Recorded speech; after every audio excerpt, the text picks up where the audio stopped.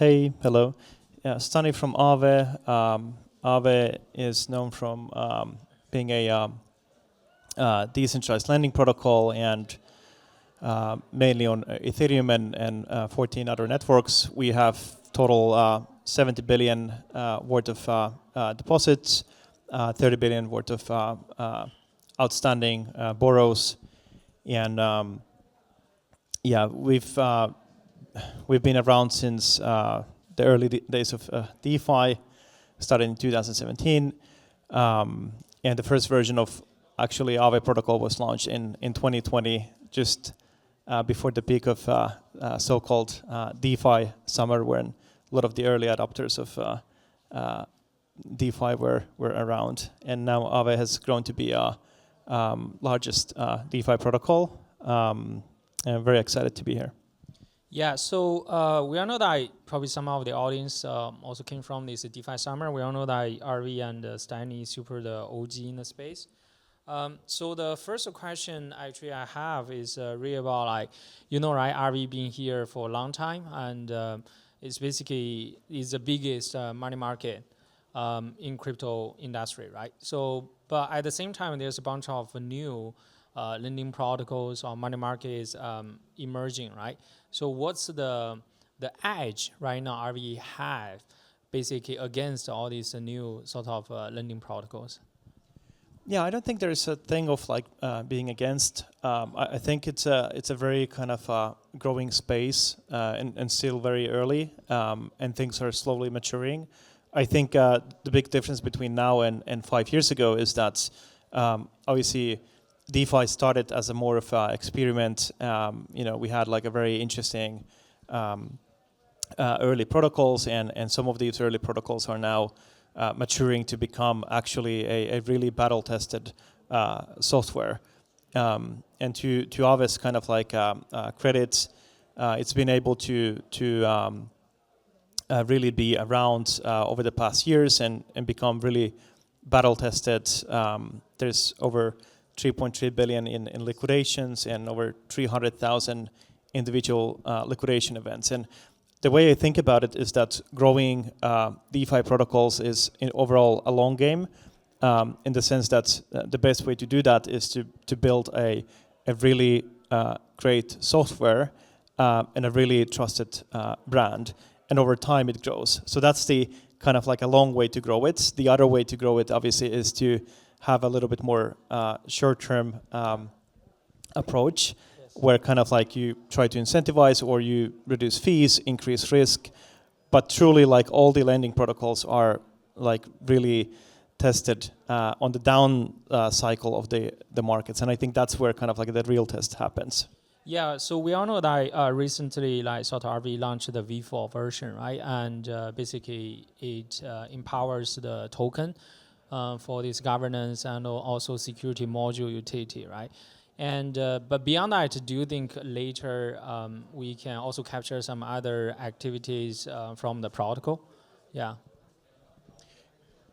What was the question? The new utility of the token. Yeah. So yeah, I think the tokens in general play a really vital role on DeFi protocols. Obviously, like governance is one major component there, and that's important because end of the day, when you have a decentralized protocol, typically you collect some sort of fees and revenue, and then you want to allocate some sort of decision making of how that revenue is basically spent. So in Aave's particularly, Aave DAO's approach is to actually use part of that revenue to buy some of these tokens back and then distribute the tokens to some of the stakers.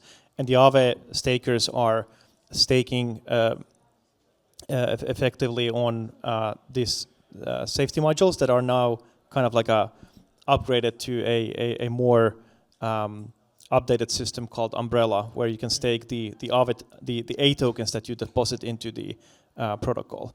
But it just showcases kind of like that what's important these days as well is not only the kind of like a governance element of a token economics, but there needs to be some sort of fundamentals behind it and some sort of balance sheet approach to token economics. Yeah, so you also mentioned about these incentives, right? For short term, like we all know that to really onboard more users, more liquidity, typically we probably provide some extra API for the borrower and the lenders. So beyond that, do you like, in your opinion, what the other incentive like sort of models we can have in the long run, apart from like we can sort of reward the borrower and the lenders in short term? Like, are there any other new mechanism in your mind we can basically bring more users? Yeah. I think it does. It goes a lot into the actual design of these systems, and typically a lot of the newer protocols, what they tend to do is that they rely on token incentives as a one approach to solve the liquidity provisioning, and then the second approach is to go and rent liquidity from specific venue, pay for that liquidity to appear in that protocol. So those are the main things, and I think doing that is very costly, and we took a bit of a different approach with Aave v4. That's the most latest version of the protocol that we're building, and that's currently in audits. And the approach there is that we have a kind of a concentrated set of liquidity that is living in these so-called liquidity hubs, and then the liquidity is allocated into these liquidity spokes that are actually then borrowing configurations and risk profiles. And each spoke has a credit line from the main liquidity hub. So what this approach and strategy allows is that you don't need to be relying on incentives or rented liquidity to bootstrap new markets. And why bootstrapping new markets is really important is that one of the major problem for a lot of new DeFi founders and DeFi protocols is that they innovate something very interesting, but they have really hard time to actually get organic usage.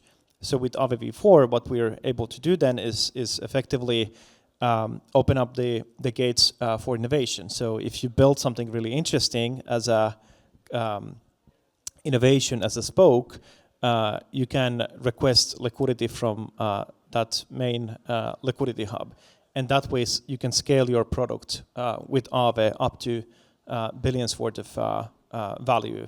And I think that's a significant game changer, not for Aave particularly on how to provision liquidity, but also for any developer who is thinking of building or is building DeFi today and challenging with the having challenges with the liquidity bootstrapping. Yeah, so as you mentioned about the liquidity hub, right? Right now, I believe Aave is basically launching on a lot of chains, right?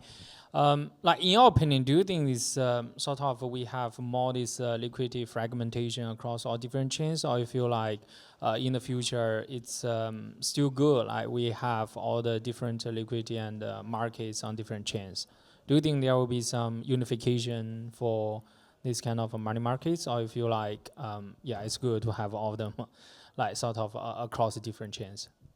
I do think that's probably like we won't have like 50 to 100 L2s where users are moving around. I think that's just like too much of management.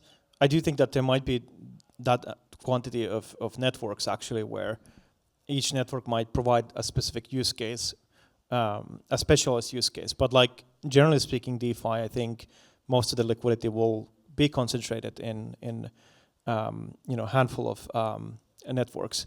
And then I think there's some sort of fragmentation there, but at the same time, I think that moving liquidity is something that is relatively easy to do by market makers or arbitrageurs that are rebalancing some of these asset prices or lending positions across different networks. So I see that's sort of a problem, but not that big of a problem, to be honest. And with Aave v4, our idea is also to enable a bit more fluid management of liquidity between networks, where you could have a spoke that draws capital from one network to another one. But my hope is kind of like that we don't see 100 different networks with Aave being deployed there, rather kind of like a more concentration a bit. Yeah, so beyond this V4, I believe a few months ago you also launched this institutional, like this kind of money markets, right? This Horizon initiative. So, like Ian also talked about RWA. So, in your opinion, like, what's the roadmap or the plan for this new initiative? Yeah, I think something I like about RWAs is that it really creates. It has ignited this interest from institutions to actually do something on chain. And if you look at back, a little bit into the history, a lot of these institutions were experimenting on private permissioned blockchains, and this was like 2 to 3 years ago. So seeing actually tokenization happen directly on Ethereum is a really amazing progress, because you see actually big institutions tokenizing assets in a permissionless network. So that's like a step one towards the right direction. And Horizon, which is the new Aave market, effectively allows to use these tokenized RWAs to be used as a collateral while you're borrowing permissionless stablecoins. So it's a little bit of a hybrid approach there. And my kind of vision is that I personally hope to see completely permissionless RWAs down the line, because that will increase liquidity, that will increase the opportunity, and also more usage down the line. So Horizon is kind of like fulfilling a lot of these requirements from traditional finance to be able to get integrated in DeFi, and it actually provides a really interesting use case. So for someone who is basically buying RWAs, Horizon allows them to access liquidity 24/7 in a traditional repo market sense. And then for someone who is lending in Horizon, creates them a completely different kind of a risk profile that is more lending against traditional assets and that type of risk profiling. Yeah, so my last 1 or 2 question actually is about the prediction. So you've been in this space for so long, right? And okay, so for RV, how do you think about like for the next 5 years? What kind of goal you want to achieve for, or you set for RV for the next 5 years? And beyond that, in DeFi space in general, what do you think will be the most promising direction or application that will exist in crypto for the next 5 years? Yeah, I mean, I'm a really strong believer in collateralization, and a little bit biased because that's what Aave basically does. But when you look at traditional finance, a lot of these services do exist to a lot of people. So what DeFi specifically does really well, it takes a financial primitive and distributes that primitive really well globally. So I think just going back to basics and thinking things like access to dollar is really valuable, across the world. Access to dollar yield is even more exciting, and especially in the Western world where stable coins are kind of interesting, but you have a banking system that works pretty well, and payment systems work quite well. Settlements are relatively fast in Europe and getting faster in US as well. So I personally think that stablecoins' biggest use case will be access to DeFi. And why DeFi is important is because DeFi is about algorithms, algorithms that allocate liquidity as efficiently as possible, and financial opportunities, and having access to build those opportunities. So it will be where most of the financial opportunities will exist, and stablecoins are the way to access them. And RWAs then is a way to expand the DeFi and scale DeFi, because there's only so much value in these native assets compared to the value of what exists in traditional finance and rest of the world. So I think at some point, like, these 3 topics will start to actually tie more in together, and that's where the collateralization becomes really interesting, and access to these opportunities, and being able to borrow against whatever assets you might have from crypto assets, traditional assets to new types of assets. Yeah, that's amazing. Even it's a very short Fireside chat, but I believe we really learned a lot from Stani on RV and also about the future of like in general for the DeFi space. Yeah, I really appreciate your time. Thank you so much.